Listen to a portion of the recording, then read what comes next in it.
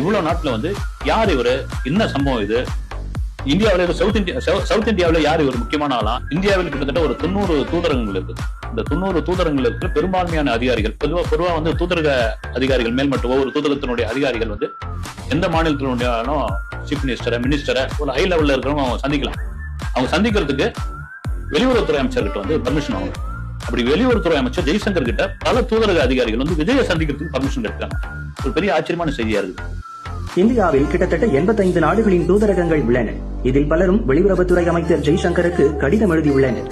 அந்த கடிதத்தில் நாங்கள் எப்படியாவது தமிழக வெற்றி கழகத்தின் தலைவர் விஜயை சந்திக்க வேண்டும், அதற்கான அனுமதி வேண்டும் என்று குறிப்பிட்டுள்ளனராம்.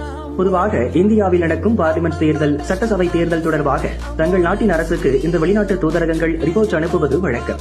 அந்த வகையில் தமிழகத்தில் புதிதாக துவங்கப்பட்டுள்ள தாவேகாவின் கொள்கை என்ன, விஜய் முதல்வரானால் என்ன செய்ய போகிறார் என்பது தொடர்பான பல விவரங்களை அறிந்து கொள்ள வெளிநாட்டு தூதர்கள் ஆவலாக உள்ளனர். சென்னையில் உள்ள அமெரிக்கா உட்பட பல தூதரக சீனியர் அதிகாரிகள் விஜய் குறித்து தங்கள் நாடுகளுக்கு ஏற்கனவே அறிக்கை அனுப்பிவிட்டனராம். இருப்பினும் விஜயை சந்திக்க ஆர்வமாக இருக்கின்றனர். தனக்கு கடிதம் எழுதிய அதிகாரிகளுக்கு ஜெய்சங்கர் அனுமதி அளித்து விட்டாராம். எனவே சீக்கிரமே வெளிநாட்டு தூதர்கள் விஜயை சந்திக்க கூடும் என்கிறது டெல்லி வட்டாரம். சென்னையில இருக்க அமெரிக்க தூதரகத்துல கூட வந்து விஜயை சந்திக்கிறதுக்கு அவங்க ஓகே கொடுத்துட்டாங்க. விஜய் தான் ஓகே பண்ணணும்.